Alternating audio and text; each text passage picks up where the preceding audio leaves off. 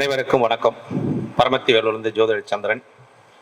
இந்த 3வது ஜோதிட கருத்தரங்கம், ஜோதிட ரத்னா சங்கம் எம்பி வினோதினி அம்மா அவர்கள் மிக சிறப்பான முறையில் ஜோதிடம் அனைவருக்கும் நல்ல முறையில் போய் சேர வேண்டும் என்பதை ஆழமான ஒரு மனதை கொண்டு அவங்க இந்த ஜோதிட கருத்தரங்கத்தை நடத்தி கொண்டு வந்துட்டு இருக்காங்க.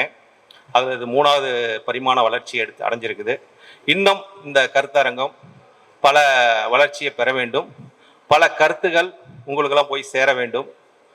அதற்கு இந்த பிரபஞ்சம் துணை நிற்க வேண்டும், இந்த நவக்கோள்களும் துணை புரிய வேண்டும் என்ற ஒரு கருத்தை சொல்லி எனக்கு இந்த 3வது கருத்தரங்கத்தில் ஒரு பேச வாய்ப்பளித்திருக்காங்க. கண்டிப்பாக நீங்கள் வரணுங்க ஐயா, இந்த ஃபர்ஸ்ட் கருத்தரங்கம் கூப்பிட முடியல, 3வது கருத்தது வாங்க அப்படின்னு சொல்லி போன கருத்தரங்கு இந்த மேடைக்கு வந்திருந்தேன். அவங்க அப்பயே அழைச்சிட்டாங்க, அதனால உடனே வந்துட்டேன். ஒரு தலைப்பும் கேட்டாங்க, அன்றைக்கே தலைப்பும் கொடுத்துட்டேன்.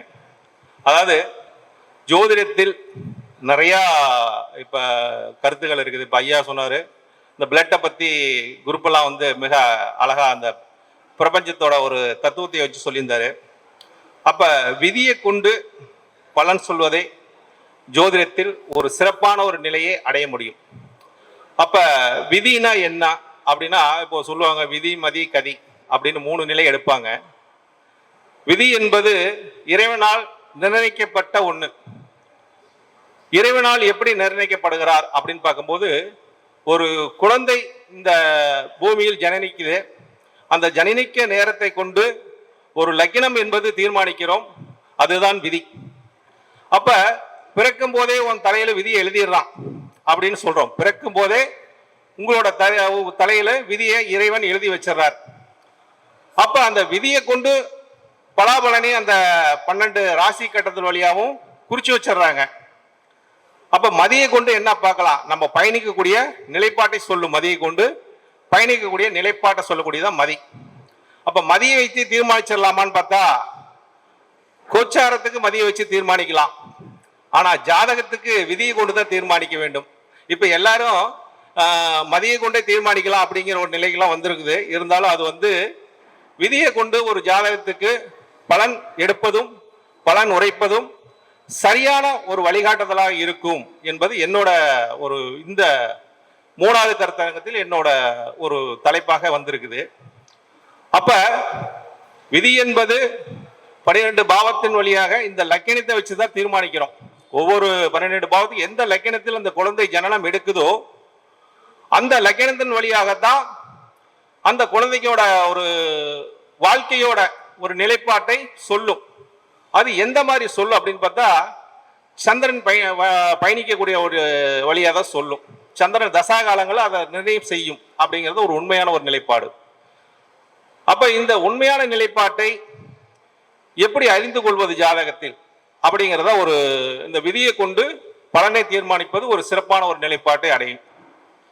அப்ப இதை நம்ம எங்கெங்க அப்ளை பண்றோம், எந்த காலகட்டத்தில் இதை அப்ளை பண்ண முடியும் அப்படின்னு ஒவ்வொருத்தரோட ஒரு கேள்வி இருக்குது. எல்லாத்துக்கும் நம்ம பார்த்துக்கிட்டே இருக்க முடியுமானா முடியாது. அப்ப இந்த விதியை கொண்டு பலனை தீர்மானிப்பது எங்க அதிகமாக தீர்மானிக்கிறோம்னா, நம்மளோட கலஸ்தரம். அதாவது ஒரு மனிதனோட வாழ்க்கைக்கு துணை ரொம்ப அவசியம். துணை இல்லாட்டி அந்த மனிதனோட வாழ்க்கை ஒரு வாழ்வதிலே ஒரு அர்த்தம் இல்லாத ஒரு வாழ்க்கையை வாழக்கூடிய நிலை வந்துடும். அப்ப ஒரு துணையை நம்ம தேர்ந்தெடுக்கும் போது நமக்கு ஒரு ஆணுக்கோ ஒரு பெண்ணுக்கோ கலஸ்தரத்தை தீர்மானிக்கக்கூடிய இடம் 7ஆம் பாவகம். அப்ப அந்த 7ஆம் பாவத்தை கொண்டுதான் வரக்கூடிய ஒரு ஆணுக்கும் சரி பெண்ணுக்கும் சரி நம்ம அவங்களோட வாழ்க்கை பயணங்கள், வாழ்க்கை இல்வாழ்க்கை எப்படி இருக்கும் என்பதை நம்ம விதியை கொண்டு தீர்மானிக்கணும். நட்சத்திரம் என்பது சந்திரன் வழியில் பயணிப்பது. அது நமக்கு ஒரு அட்ரஸை சொல்லும். எப்படி ஒரு ஊருக்கு போறோமா அந்த ஊரோட நேம் போர்டை சொல்லக்கூடியதான் நட்சத்திரம். அந்த வழியில அந்த ஊருக்கு போய் சேரலாம் அப்படிங்கிற அந்த ஊரோட ஒரு எடுத்துக்காட்ட சொல்லக்கூடியது நட்சத்திரம். அப்ப பொருத்தங்கிற ஒரு அட்வானே அதை கொடுத்துரும், நட்சத்திரம் கொடுத்துரும். அதை வச்சு தீர்மானிச்சிடலாம்னா அதை வச்சதுக்கு அப்புறம் தான் ஆரம்பமே. அப்பதான் நம்ம பயணங்கள் ஆரம்பம். அப்ப ஒரு கணவன் மனைவி இல்வாழ்க்கையில லக்கணத்தை கொண்டு அவங்களோட வாழ்க்கையை தீர்மானிப்பது அவங்க வாழ்க்கைக்கு ஒரு நல்ல ஒரு வாழ்க்கை ஒரு அஸ்திவாரம் அமையும் என்பதற்காக இந்த தலைப்பை நான் வந்து பேசுறேன். அதாவது விதியை கொண்டு தீர்மானிக்க வேண்டும். கணவன் மனைவி வாழ்க்கையில ஒரு திருமண பொருத்தத்திலும் அவங்களோட வருங்கால ஒரு வாழ்க்கைக்கு ஒரு பலமாக கொடுப்பது லக்னம் பாவம். அப்ப ஒரு லக்ன பாவத்திலிருந்து 7ஆம் பாவம் வந்து கலஸ்திர பாவம். எந்த லக்னமானாலும் இருந்துக்கலாம். இப்ப 7ஆம் இடம் எனக்கு பகையா இருக்குது, எனக்கு அது நீசமா இருக்குது அப்படிங்கிறதோட 7ஆம் அதிபதியை கொண்டுதான் அவங்களோட கலஸ்திரம் அமையும். இப்போ உதாரணத்துக்கு ஒரு மேச லக்னத்துக்கு 7ஆம் அதிபதி சுக்கிரன். அப்ப அந்த சுக்கிரனோட நட்சத்திரத்தில் வரவங்களுக்கு அவங்களுக்கு மனைவி அமையுமாங்க. இல்லாட்டி சுக்கிரனோட ஒரு கிரகத்தோட சார அதிபதியோட தன்மையில அந்த மனைவி அமைவாங்க. அந்த 7ஆம் இடத்துல இருக்கக்கூடிய நட்சத்திரம் துணை புரியும். இல்லாட்டி அதுக்கு திரிகோணத்தில் இருக்கக்கூடிய நட்சத்திரங்கள், அதாவது திரிகோணம்னா சுக்கிரனோட நட்சத்திரம் எங்கெங்க இருக்குது, அதாவது பரணி, பூரம், பூராடம், இந்த 3 நட்சத்திரமும் திரிகோணத்தில் தர்ம திரிகோணத்தில் வரக்கூடியது. அப்ப அந்த மேச லக்னத்துக்கு 7ஆம் அதிபதி ஒரு கணவனா இருக்கட்டும், ஒரு மனைவியா இருக்கட்டும், அந்த சுக்கிரனோட நட்சத்திரம் வரும்போது அவங்க அந்த இடத்துக்கு கலஸ்திரம் நமக்கு வந்து பலமா இருக்கும். அவங்களோட வாழ்க்கை வந்து என்னைக்குமே நமக்கு ஒரு நல்ல ஒரு பிரிவு நிலையை கொடுக்காது அப்படிங்கிற ஒரு தன்மை. இதை நம்ம எடுத்துக்கலாம். அடுத்தது சூரியனோட நட்சத்திரம் திரிகோணத்தில் வரக்கூடியது, 5ஆம் இடத்துல வரும், 5ஆம் அதிபதியா வரக்கூடியவர். ஆனா அந்த நட்சத்திரம் பாருங்க 1, 5, 9 வரக்கூடியது. அதே மாதிரி 2, 6, 10 வரக்கூடிய நட்சத்திரம். அதாவது இது வந்து 2ஆம் இடம் வந்து ஒரு பொருளாதாரத்தை குறிக்கக்கூடியது, 6ஆம் இடம் உத்தியோகத்தை குறிக்கக்கூடியது, 10ஆம் இடம் வந்து வேலையை குறிக்கக்கூடிய சொந்த தொழிலை குறிக்கக்கூடிய ஒரு பாவம். அப்ப அந்த தனபாவத்திலும் ஒரு உத்தியோக பாவத்திலும் தொழில் பாவத்திலும் வரக்கூடிய நட்சத்திரம் 1, 2 வரக்கூடிய நட்சத்திரம் சூரியனோட நட்சத்திரம் இந்த அமைப்பை கொடுக்கும். அப்ப அவங்களோட இல்வாழ்க்கைக்கு 7ஆம் இடத்துக்கு வரக்கூடிய துணை புரியக்கூடிய கிரகம் சுக்கிரன் தான். முதல் நிலையை எடுக்கக்கூடியது சுக்கிரன் எடுத்துக்கணும். அப்ப அந்த சுக்கிரன் எடுக்கும் போது தான் நமக்கு இதே மாதிரி ஒரு 12 லக்னத்துக்கும் 7ஆம் அதிபதி யார் அவங்களோட நிலைப்பாட்டை வைத்துதான் அவங்களுக்கு வந்து நம்ம அந்த 7ஆம் இடத்துக்கு உண்டான கணவன் மனைக்கு உண்டான ஒரு நட்சத்திரத்தையோ கிரகத்தையோ எடுக்கணும். உதாரணத்துக்கு ஒரு கன்னியா லக்னத்துக்கு 7ஆம் இடம் குருவோட வீடு. அந்த குருவோட வீட்டுல வந்து பாத்தீங்கன்னா நட்சத்திரம் இருக்குது பூரட்டாதி, உத்திரட்டாதி, ரேவதி நட்சத்திரம். அப்ப அந்த இடத்துல இந்த நட்சத்திரத்தை கொண்டு தீர்மானிக்க முடியுமா? ஒண்ணு நட்சத்திரம், அடுத்தது அதுல இருக்கக்கூடிய அதிபதி, அதுல எந்த கிரகம் அமர்ந்து இருக்குதோ அந்த கிரகத்தோட நட்சத்திரத்திலும் அவங்களோட கணவனோ மனைவியோ அமைவாங்க. இப்போ உதாரணத்துக்கு 7ஆம் இடத்துல சந்திரனே இருக்காங்க. இப்ப கன்னியா லக்னத்துக்கு பாத்தீங்கன்னா சந்திரனோட நட்சத்திரம் எது இருக்குது? அஸ்தம் இருக்குது, திருவோணம் இருக்குது, இந்த நட்சத்திரத்திலாம் ரோகிணி இருக்குது. இந்த நட்சத்திரத்துல அவங்களுக்கு அந்த வாழ்க்கைக்கு உண்டான துணைவியோ துணைவரோ அமைவாங்க. அப்ப அந்த 7ஆம் பாவத்தில் அமரக்கூடிய ஒரு கிரகத்துக்கும் வலிமை அதிகம், 7ஆம் அதிபதிக்கும் வலிமை அதிகம், அதோட அடுத்தது திரிகோண பாவத்துக்கும் வலிமை அதிகம். அப்ப முதல் வலிமை எதில் இருக்குன்னு பாத்தீங்கன்னா அதில் அமரக்கூடிய கிரகத்துக்கு தான் வலிமை அதிகம். ஏன்னா எந்த கிரகமே அந்த வீட்டில் போய் அமரும் போது அந்த வீட்டுக்கான ஒரு துணையை அமைச்சு கொடுத்துரும். அந்த கிரகத்துக்கு வலிமை அதிகம். அது எந்த காலத்தில் நடக்கும்? அதோட தசா காலத்தில் நடக்கும், இல்லாட்டி அந்த வீட்டினுடைய தசா காலத்தில் நடக்கும். இந்த மாதிரி ஒரு கணவன் மனைவி இல்வாழ்க்கைக்கு அந்த 7ஆம் பாவத்தை முதல் தரமாக லக்னத்தை கொண்டு தீர்மானிக்கணும். நம்ம வந்து ஒரு சந்திரனை கூட தீர்மானிக்கலாம், சுக்கிரனை கூட தீர்மானிக்கலாம் அப்படிங்கிறதுக்கெல்லாம் வரக்கூடாது. முதல் தீர்மானமே வந்து லக்னத்தை வச்சு, அதாவது விதியை கொண்டு வரக்கூடிய ஒரு துணைவிக்கோ துணைவியாருக்கோ அதை தீர்மானிப்பது அவங்களோட வாழ்க்கையோட நிலைப்பாடு உணர்த்தும். அதே மாதிரி அவங்களுக்கு அது துணையாக நிற்கும் என்பது இது ஒரு பொதுவான ஒரு பேட்டர்ன் தான். அதாவது பாரம்பரியத்தில் இருக்கக்கூடிய ஒரு பொதுவான ஒரு கருத்து. அப்ப இந்த மாதிரி ஒரு கருத்தில் ஒரு அனுபவ ரீதியான ஒரு ஏன்னா நான் எப்பவுமே எந்த ஒரு ஜோதிட கருத்துக்கு போனா ஒரு அனுபவ ஜாதகத்தை சொல்றது என்னோட வணக்கம். ஏன்னா அனுபவ ரீதியா ஒரு ஜாதகத்தை பார்க்கும்போது அதுல உள்ள நிறைகள் என்ன, குறைகள் என்ன, அதோட தசாகாலங்கள் எப்படி கொடுத்துருக்குது என்பதை அதை தீர்மானிச்சுக்கலாம், அதை தீர்மானிச்சு நம்ம பார்க்கலாம் அப்படிங்கிற தன்மை. இப்ப ஏக நட்சத்திர பொருத்தம்லாம் இருக்குது. இந்த நட்சத்திரத்துக்கு ஒரு 10 நட்சத்திரம் வந்து 9 நட்சத்திரம் ஏக நட்சத்திரம் பொருத்தம் இருக்குதுங்க. இந்த நட்சத்திரத்தில் பிறந்தவங்க அதே ராசியில இருந்து திருமணம் பண்ணலாங்கன்னு ஜோதிடத்தில் சொல்லி இருக்குது, அது பஞ்சாங்கத்தில் இருக்குது. அதே மாதிரி ஒரு சமமான நட்சத்திரம் இருக்குது, ஆகாத நட்சத்திரம் இருக்குது. அப்போ 9 நட்சத்திரம் வந்து ஏக நட்சத்திர பொருத்தம், 10 நட்சத்திரம் சம நட்சத்திர பொருத்தம், 5 நட்சத்திரம் ஆகாத நட்சத்திர பொருத்தம்லாம் இருக்குது. இதுல எல்லாம் பண்ணக்கூடாதுங்கிற ஒரு விதியெல்லாம் இருக்குது. அந்த விதியை கொண்டு மட்டும் நம்ம தீர்மானிச்சலான்னு பார்த்தா அதற்கோட நிலைப்பாட்டை உணர்த்தக்கூடியது இந்த 7ஆம் பாவம். 7ஆம் பாவத்தில் அமரக்கூடிய கிரகங்கள் எந்த ஒரு ஜாதகத்திலும் லக்கணத்துக்கு 7ஆம் பாவத்தில் அமரக்கூடிய கிரகங்கள் அவங்களோட வாழ்க்கையை தீர்மானிக்குது அப்படிங்கிற ஒரு உண்மை நிலைப்பாட்டை இந்த ஜோதிட ரத்னா கருத்தரங்கத்தில் அந்த கிரகங்கள் எப்படி உணர்த்தி இருக்குது ஒரு ஜாதகத்துக்கு. ஏன்னா ஒரு திருமணமாகி ஒரு மாதத்திலே, அதாவது பெற்றோர்கள் 2 பேரும் ஒரு சம்மதிச்சு பொருத்தங்களாம் பார்த்து திருமணம் பண்ணி அரேஞ்ச்மெண்ட் மேரேஜ் பண்ணி ஒரே மாதத்தில் எனக்கும் ஒத்து வராது, நீ பிரிஞ்சுக்கலாம் அப்படின்னு பிரிஞ்சு போன ஒரு ஜாதகம். ஏன் பிரிந்தார்கள், எதனால அவங்க பிரிந்தார்கள், அதற்கு என்ன காரணம் அப்படிங்கிறது இந்த 7ஆம் பாவமே நமக்கு உணர்த்துகிறது. அதற்காக இந்த கருத்தரங்கத்தில் அந்த 7ஆம் பாவத்தை மட்டும் முக்கியமாக இது எல்லாமே நீங்க ஒரு பதிவு செஞ்சுக்கலாம். ஏன்னா ஒரு திருமணம் பொருத்தத்தை நம்ம வந்து பார்க்கறதோட இந்த கட்ட பொருத்தம் என்பது கிரகத்தோட அமைப்பு 7ஆம் இடத்துல இருந்து அதுக்கு எந்த மாதிரி ஒரு நிலைப்பாட்டை கொடுக்குது என்பதை ஆண் பெண் ஜாதகத்தையும் உங்களுக்கு பதிவிடுகிறேன். இந்த ஜாதகத்தை நீங்க வச்சு உங்களோட கால்குலேஷன் பண்ணிக்கங்க. அதோட டைம் டேட் ஆஃப் பர்த் கொடுத்துட்றேன்.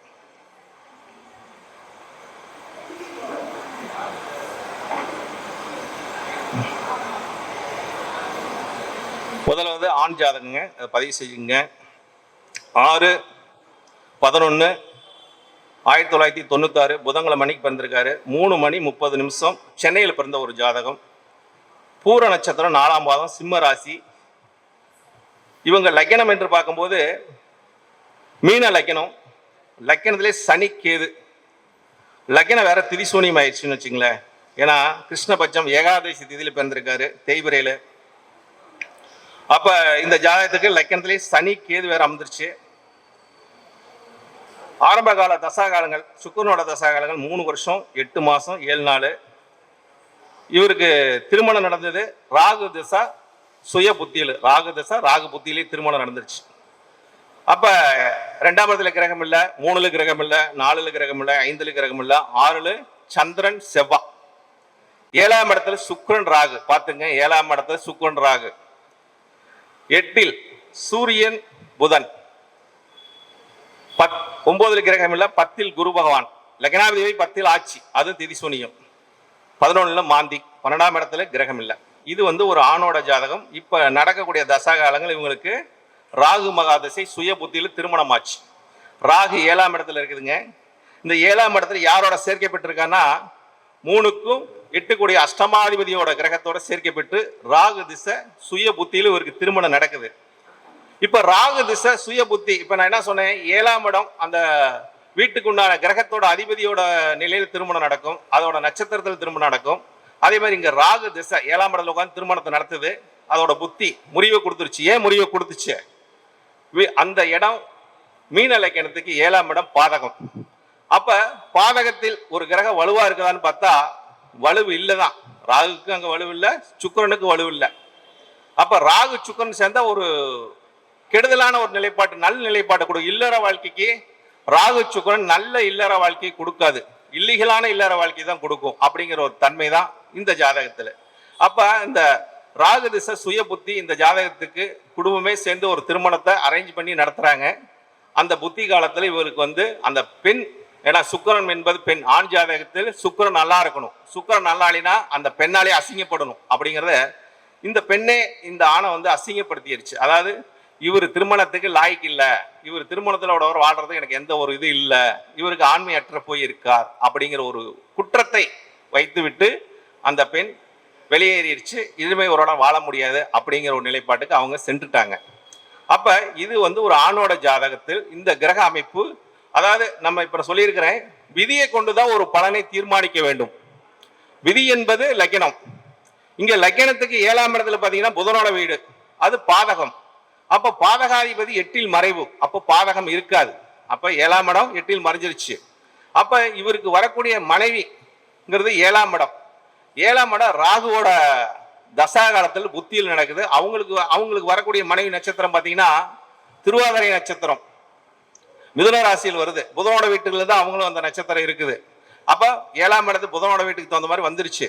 ஆனா அந்த நடக்கக்கூடிய தசா காலங்கள் பாருங்க, இந்த ராகு திசை அவங்களோட இல்லற வாழ்க்கைக்கு ஒரு ராகு என்பது ஒரு அழிக்கிரகம், சுக்கரனோட சேர்ந்துச்சு. அப்ப இவர் வந்து அந்த அழித்தன்மை இந்த ஜாதகத்துக்கு உள்ளது. அதனால இவரோட எனக்கு அந்த இது இல்லை, தாம்பரத்திய உறவில் ஒரு நிம்மதி திருப்தி இல்லை அப்படின்னு 1 மாத காலத்துல இவங்க அந்த டைவர்ஸ் அப்ளை பண்ணி வாங்கிட்டு பிரியிறாங்க. அப்ப இவர் ஒன்றும் சொல்ல முடியல அந்த இடத்துக்கு. இந்த ஜாதகர் வந்து என்னால அவர் ஒண்ணுமே சொல்ல முடியாத ஒரு நிலைக்கு வந்துட்டார். அடுத்தது இந்த ஜாதகத்தோட உண்மை நிலைப்பாடு இதுதான். இவருக்கு திருமணம் ராகு திசையில சுய புத்தியில் ஆச்சு. 1 மாத காலத்திலேயே இவருக்கு டைவர்ஸ் ஆயிடுச்சு. இதற்கு உண்டான ஒரு துணை ஜாதகம், அதாவது மனைவியோட ஜாதகம், அவங்களுக்கு ஆச்சு ஒரு தசா காலங்கள் எப்படி இருக்குன்னு பார்க்கலாம்ல. ஏன்னா இவங்களுக்கு இந்த ராகு சுக்கிரன் சேர்க்கை பெற்று இந்த மாதிரி ஒரு தன்மையை கொடுத்துருச்சு. இப்ப அவங்களோட ஜாதகத்தை உங்களுக்கு சொல்றேன், அதையும் பார்த்துக்குங்க. பெண்ணோட ஜாதகம்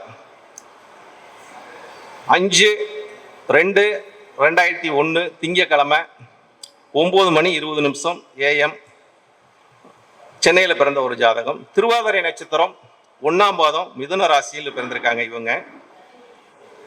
இவங்களும் மீன லக்கணம் தான். இப்ப லக்கண பொறுத்துல பார்க்கும்போது 2 பேர்த்துக்கும் ஒரே லக்கணம் தான், லக்கணாதிபதி ஒண்ணுதான். ஆனா அவங்களுக்கு லக்கண திதிசூனி, இவருக்கு திதிசூனி இல்லை. ஆனா இவங்களுக்கு பாருங்க, இந்த இந்த ஜாதக அமைப்பு பாருங்க, ஏன் அவங்களுக்கு சேர்ந்தாங்க, ஏன் பிரிஞ்சாங்க அப்படிங்கிறது இந்த கிரகமே நமக்கு சுட்டி காட்டுது. அதாவது இவங்களோட லக்கணம் வந்து மீன லக்கணம், லக்கணத்திலே சுக்கிரன் அஷ்டமாதிபதி வரக்கூடிய சுக்கிரன் வந்து லக்கணத்திலே அமர்ந்துட்டார். அப்ப சுக்கிரன் அஷ்டமத்துக்கு அதிபதியா இருந்தாலும் பெண்ணுக்கு மாங்கலியக்காரகன், மாங்கலியத்துக்கு அதிபதியா வரக்கூடிய சுக்கிரன் 8ஆம் இடம் அப்படின்னு எடுத்துக்கலாம். ஏன்னா மாங்கலியக்காரகன் செவ்வா பாக்கியத்தில் இருக்கார். பாக்கியம் கொடுக்கும், கணவர் பிரிவாரு ஆனா இழக்க முடியாது அப்படிங்கிற தன்மை உண்டுன்னு வச்சுங்களேன். அப்ப இவங்களுக்கு வந்து மீன லக்கணத்துல சுக்கிரன் இருக்காரு, 2ஆம் இடத்துல கிரகம் இல்லை, 2ஆம் அதிபதி ஆட்சி பெற்று இருக்குது. அதே மாதிரி குருவும் சனியும் 3ல் இருக்காங்க. லக்னாதிபதி போய் சனியோட சேர்ந்துட்டார். அப்ப 4ஆம் இடத்துல சந்திரன் ராகு மாந்தி, அங்க சுக்கிரன் ராகுவோட சேர்ந்துட்டாரு, இங்க சந்திரன் ராகுவோட சேர்ந்துட்டாரு. 5ஆம் இடத்துல வந்து பாத்தீங்கன்னு வச்சுங்க, எந்த கிரகம் இல்லை, 6ல கிரகம் இல்லை, 7ஆம் இடம் சுத்தம், 8லும் கிரகம் இல்லை, 9ல் வந்து பாக்கியாதிபதி ஆட்சி, 10ல் கேது, 11ல் வந்து சூரியன். 11ல் சூரியன் இருந்தா ஒரு ஜாதகத்துக்கு வரக்கூடிய தோஷத்தை போர்க்கும்னு சொல்றோம் ஜோதிட விதி. 12ஆம் இடத்துல வந்து புதன் 7ஆம் அதிபதி வரக்கூடிய 12ஆம் இடத்துக்கு விடாங்க. 7ஆம் அதிபதி 8ல் மறைவு, இங்க 7ஆம் அதிபதி 12ல் மறைவு. இப்ப இவங்களுக்கு தசா காலங்கள் என்று பார்க்கும்போது ராகு மகாதசை 5 வருஷம் 6 மாசம் 28 நாளுங்க ராகு மகாதசை. இப்ப நடக்கக்கூடிய தசை ராகு தசைக்கு அடுத்து இவங்களுக்கு வந்து சனி குரு திசை வருதுங்க. குரு திசையில வந்து இவங்களுக்கு நடக்கக்கூடிய புத்தியில எதுல திருமணம் ஆகுதுன்னா சுக்கிர புத்தி.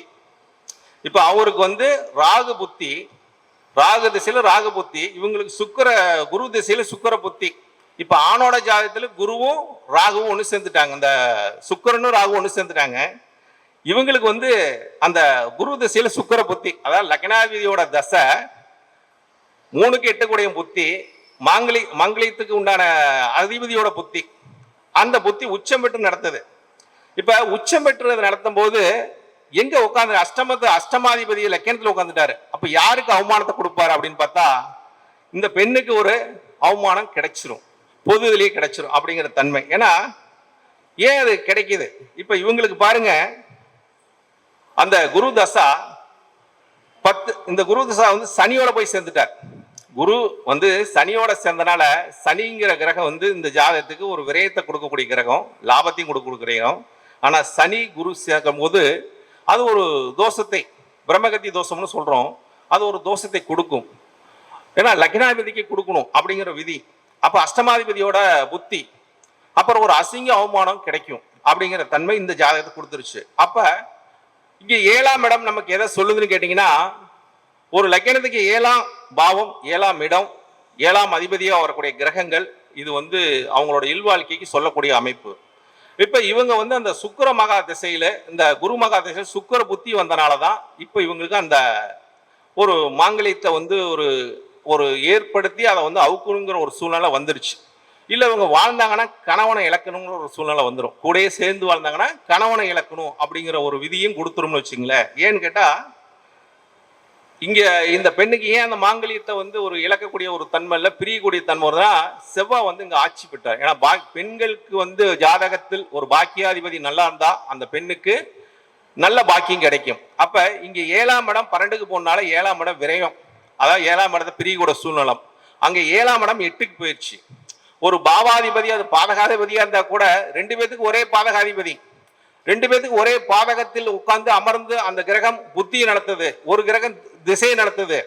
அப்ப தசா புத்தி ரெண்டுமே 7ஆம் இடத்துல உட்கார்ந்து ஒரு ஜாதகத்தில் நடத்தும் போது, அப்ப அந்த கணவனை சார்ந்து அந்த பெண் போகும்போது அந்த இல்லற வாழ்க்கைக்கு எப்படி அவங்களுக்கு இனிக்கும்? அப்ப கசந்துதானே போகணும். சுக்கிரன் வேற நீசம். அப்ப அந்த நீசத்தன்மையை இந்த பெண்ணுக்கு, சுக்கிரன் ஆணுக்கு நீசம், பெண்ணுக்கு உச்சம். அப்ப நீச பங்கம் கூட ஆகும் நம்ம சொல்லலாம். இருந்தாலும் அந்த ராகுங்கிற ஒரு கிரகம் சுக்கிரனோட சேர்ந்தனால அந்த தன்மையை குறைக்கிறாரு. அதாவது அந்த ஆண் தன்மையை, ஏன்னா ராகு ஆணோட சேர்ந்து ஆண் வீரியத்தையும் அதையும் கொடுக்கும், பெண் கிரகத்தோட சேர்ந்து பெண் வீரியத்தையும் கொடுக்கும், பெண் தன்மையை கொடுத்துரும். அப்ப அந்த ஆணுக்கு எப்பவுமே ஒரு ஜாதகத்தில் ஆண் ஜாதகமா இருந்தா ஆண் கிரகம் வலுவா இருக்க வேண்டும், பெண் ஜாதகமா இருந்தா பெண் கிரகங்கள் வலுவா இருக்க வேண்டும். அப்பதான் அந்த ஆணுக்கு உண்டான ஒரு வீரியத்தன்மையும் பெண்ணுக்கு உண்டான ஒரு அந்த வீரியத்தன்மையும் சரியாக கொடுக்கும். இந்த ஜாதகத்தில் அந்த திருவாதிரை நட்சத்திரம் என்பது பார்க்கும்போது நட்சத்திரமே பெண்ணோட நட்சத்திரப்படி சாதகத்தார பலன் பொருத்தம்லாம் உண்டு. நம்ம பொருத்தம் இல்லைன்னு சொல்ல முடியாது ஜாதகத்துக்கு. ஏன்னா ராசி பொருத்தம் வேணா 3வது ராசியா ஒரு பெண் ராசியிலிருந்து 3வது ராசி சிம்ம ராசி வருது. இருந்தாலும் அந்த ராசிங்கிறதோட 2 பேருக்கும் லக்கணம் ஒண்ணு, லக்கணம் ஒண்ணா இருந்தாலும் 7ஆம் இட பாதகமும் சரியா வந்துருச்சு. அப்ப ஒரு ஜாதகத்தில் நம்ம இந்த மாதிரி ஒரு கிரகத்தை வைத்து பார்க்கும்போது இருவருக்கும் அந்த தசா காலங்கள் நல்ல தசையா நடக்க வேண்டும். இருவருக்கும் தசா காலங்கள் சிறப்பில்லாத ஒரு தன்மை. ஒருத்தருக்கு பாதகத்தில் உட்கார்ந்து தசையை நடத்துது, ஒருத்தருக்கு சனியோட சேர்ந்து ஒரு திசையை நடத்துது. அப்ப 3ஆம் இடங்கிறது ஒரு மறைவை கொடுக்கக்கூடிய இடம், ஒரு பிரிவை கொடுக்கக்கூடிய இடம், ஒரு விபத்தை கொடுக்கக்கூடிய இடம் அப்படிங்கிற தன்மையை இந்த ஜாதகத்தில் காட்டுது. 7ஆம் இடங்கிறது ஒரு மாரகத்தை கொடுக்கக்கூடிய இடம். அப்ப இங்க மாரகத்துல உட்கார்ந்து ஒரு திசையை நடத்துது, ஆனா அது பாதகமா போச்சு. அதனால பாதகத்துக்கு உண்டான, ஏன்னா அந்த பாவம் பாதகத்துக்கு இப்ப மீன லக்கணத்துக்கு 7ஆம் இடம் பாதகம், அது பாதகம் இல்லைன்னா மாரகத்தை கொடுத்துரும். அப்ப ஃபர்ஸ்ட் அந்த பாவத்துக்கு உண்டான நிலைப்பாட்டை கொடுக்கும். அப்ப மாரகத்தை கொடுக்காம ஏன் பாதகத்தை கொடுத்துச்சுன்னா பாதகத்துக்கு உண்டான வலிமையான இடம் அந்த இடம். அப்ப அதுக்கு ஃபர்ஸ்ட் பாதகத்தை கொடுத்துரும் அப்படிங்கிற தன்மை இந்த கிரகத்தோட தசா காலம் சுய புத்தியில். அந்த ஜாதகம் எப்பவுமே நம்ம சொல்லுவோம், ஒரு ஜாதகத்துல ஆரம்ப தசா, அந்த தசா காலங்கள் சுய புத்தி நன்மையை அளிக்காது. அப்ப அந்த புத்தி முடிகிற வரைக்கும் இருங்க, நல்லா இருக்கும். அப்ப இந்த ஜாதகத்துக்கு ராகு திசை வரைக்கும் திருமணம் பண்ணக்கூடாது. ராகு திசைனா ராகு திசையில இல்ல, ராகு புத்தி வரைக்கும் திருமணம் பண்ணாம இருப்பது சிறப்பு. ஏன்னா 7ஆம் இடத்துல உட்கார்ந்து நடத்துது புத்தி. அப்ப தசாவும் புத்தியும் 7ஆம் இடத்துல இருக்கிறதுனால இவருக்கு ஒரு அசிங்க அவமானத்தை கொடுத்துரும், இல்லாட்டி ஒரு பாதகத்தை ஏற்படுத்தும் அப்படிங்கிறது ஜாதகத்தோட விதிங்க. இதுதான். அப்ப ஒரு பெண்ணுக்கு 8ஆம் இடத்துல உட்கார்ந்து ஒரு கிரகம் திசையை நடத்துது இல்ல புத்தி நடத்தும் போது அவங்களுக்கு ஒரு மாங்கலியத்தை இழக்கக்கூடிய தன்மையும் உள்ள, மாங்கலியத்தை ஒரு பிரியக்கூடிய தன்மையும், இல்லாட்டி ஒவ்வொருத்தவங்க கழட்டி வச்சுக்குவாங்க, கழட்டி வைக்கக்கூடிய தன்மையெல்லாம் அவங்களுக்கு ஏற்படும் அப்படிங்கிறது அந்த நிலையா அதுல கழுத்துல இருக்காது. அஷ்டமாதிபதியோட தசா காலங்கள் புத்தி காலங்கள் அதை உணர்த்தும் என்பது ஜோதிடத்தோட ஒரு விதி. அப்ப இந்த மாதிரி அந்த விதிகளெல்லாம் வைத்துதான் நம்ம ஒரு ஆண் பெண் இணைவுக்கு நம்ம இந்த பொருத்த நிலையை பார்க்கறது மட்டும் பார்க்காம இந்த கிரகத்தோட ஒரு தாற்பயத்தை நம்ம எடுக்க வேண்டும். கிரகத்தோட உண்மை நிலைப்பாடுதான் நமக்கு அந்த ஜாதகத்துக்கு இவங்களோட வாழ்க்கை பயணங்கள் எப்படி இருக்குது, நீண்ட காலம் வாழ்வாங்களா, இந்த தசா காலங்கள் அவங்களை கூட்டி வாழ வைக்குமா அப்படிங்கிறத நம்ம நிர்ணயம் செய்யக்கூடிய ஒரு தன்மை வந்துருதுன்னு வச்சுங்களேன். அப்ப இப்ப நம்ம நட்சத்திரம், இந்த நட்சத்திரத்துக்கு இந்த நட்சத்திரம் பொருத்த வருது, இந்த நட்சத்திரத்தில் இந்த நட்சத்திரக்காரங்கள் கல்யாணம் பண்ணலாம் அப்படிங்கிறதோட இதெல்லாம் நமக்கு ஒரு அந்த உள்ள போகக்கூடிய ஒரு ஆரம்ப நிலைதான். இப்ப ஏக நட்சத்திரமும் சரி ஆரம்ப நிலையை தான் சொல்லும். ஆனா அவங்களோட வாழ்க்கைக்கு உண்டான விதியை தீர்மானிப்பது லக்கணம் மட்டுமே. அப்ப அந்த லக்கணத்தை வைத்து ஆண் பெண் இணைவுக்கு வைக்கும்போது அதோட தசா காலங்கள் இருவருக்கும் எப்படி இருக்க வேண்டும் பார்க்கும்போது, இப்ப மேக்சிமா பார்க்கும்போது இப்ப 3, 6, 8, 12 இதெல்லாம் நமக்கு பிரச்சனை கொடுக்கும் என்பது ஒரு விதி. இது 3, 8, 6, 12 இதெல்லாம் ஒருவருக்கு நடக்கலாம். ஒருவருக்கு நடந்தா அதை இன்னொருத்தர் சமாளிச்சுக்குவாங்க. இது 2 பேருக்கு நடந்துக்குன்னு வச்சுங்க. இப்ப திருமணம் பண்ணக்கூடியவங்களுக்கு 2 பேருக்குமே, ஒருத்தருக்கு இவங்களுக்கு பாருங்க லக்னாதிபதி திசை தான் குரு திசை, 1க்கு 10 கூட 3ல போய் உட்காந்துட்டான். அவங்களுக்கு ராகு திசை 7ஆம் இடம் பலம்தான், ஆனா அந்த வீட்டு கூட 8க்கு போயிட்டான். அப்ப அந்த 8 கூடான வேலையை செஞ்சிருவாப்ல கண்டிப்பா ஆரம்பத்துல. அப்ப இந்த தசா காலங்கள் அந்த பாதகத்தில் வேற உட்கார்ந்து நடத்துது. அப்ப இது 2 சிறப்பான்னு பார்த்தா இந்த ஜாதகத்துக்கு அதாவது இந்த காலகட்டம் இவங்க 2 பேரும் இணைச்சு வைக்கதே ஒரு சிறப்பு இல்லை. ஏன்னா நடந்து முடிஞ்சதை நம்ம எப்படி வேணாலும் சொல்ல, நடக்கிறது ஒரு முன்னாடி சொல்றதுன்னா ஒரு நிலைப்பாடு. அப்ப அந்த ஜாதகத்துக்கு இந்த பொருத்தம் பார்த்தும் அந்த ஜாதகர் இவங்களோட இல்வாழ்க்கையில ஒரு பிரச்சனையை கொடுத்துச்சு, அது 1 மாசத்துலயே கொடுத்துச்சு அப்படின்னு பார்க்கும்போது இந்த கிரகத்தோட உண்மை நிலைப்பாடு தான் அங்க நமக்கு உணர்த்துது அப்படின்னு. அப்ப விதியை கொண்டு நம்ம தீர்மானிக்க வேண்டும். ஒவ்வொரு ஜாதகத்தையும் விதியை கொண்டு, நட்சத்திரத்தை கொண்டு தீர்மானிப்பதோட விதியை கொண்டு அந்த ஜாதகத்துக்கு ஒரு கிரகத்தை வச்சு அப்ளை பண்ணும்போது அந்த தசா காலங்கள் அதை முடிவு செய்யுது. ஏன்னா இப்ப நான் ஃபர்ஸ்டே சொன்னேன், விதியை கொண்டு பலன் எடுக்கணும். மதியை கொண்டு பலன் எடுத்த எப்படி இருக்கு அப்படின்னு பார்த்தா, மதியை கொண்டு அன்றைய கோச்சார நிலை நமக்கு அந்த தசா காலங்கள் இந்த ஜாதகங்களை கூட்டி செல்லுமா, இவங்க வாழ்க்கை பயணத்தை எப்படி நடத்தும் அப்படிங்கிறத அந்த தசா காலங்கள் நம்மளுக்கு சொல்லக்கூடியது. விதி என்பது இந்த 7ஆம் இடத்துல சுக்கிரன் ராகு இருக்கிறாங்க, இவங்க வாழ்க்கை இல்வாழ்க்கை பிரச்சனை வருங்க கண்டிப்பா. அது யாருனால வரும்? கலசரத்தினால வருங்க அப்படின்னு நம்ம அடிச்சு சொல்லிடலாம். எந்த ஜாதகத்தை பார்த்தாலும் இந்த மாதிரி 7ஆம் இடம் கெட்டு இருந்தா, 7ஆம் இடத்துல ஒரு சுபகிரகம் இருந்தா நல்லது, 7ஆம் இடம் கெட்டு போனா இந்த மாதிரி ஒரு பிரச்சனையை கொடுக்கணும்னு நம்ம ஜாதக ரீதியை சொல்லிட முடியும் அப்படிங்கிற ஒரு தன்மை. ஏன்னா ஒரு பெண்ணுக்கு அதே மாதிரிதான் 7ஆம் இடத்தோட 8ஆம் இடம் நல்லா இருக்கணும்னு சொல்லுவோம். 7ஆம் இடத்தோட 8ஆம் பாவம் நல்லா இருக்கணும். அப்ப அந்த பெண்ணுக்கு 7ஆம் பாவத்தோட 8ஆம் பாவம் வலுவா இருக்குது, அது எங்க உச்சம் பெற்று இருக்குது, அதுக்கு 6ல் போயிடுச்சு.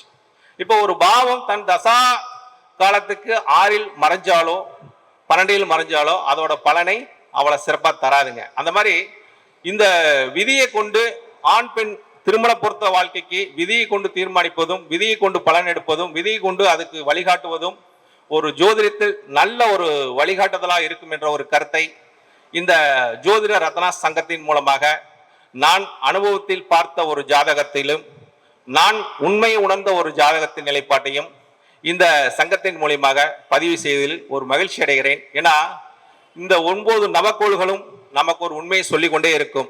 9 நவக்கோள்களும் நமக்கு நல்ல கோள்கள் தான், எதுவுமே தீய கோள்கள் கிடையாது.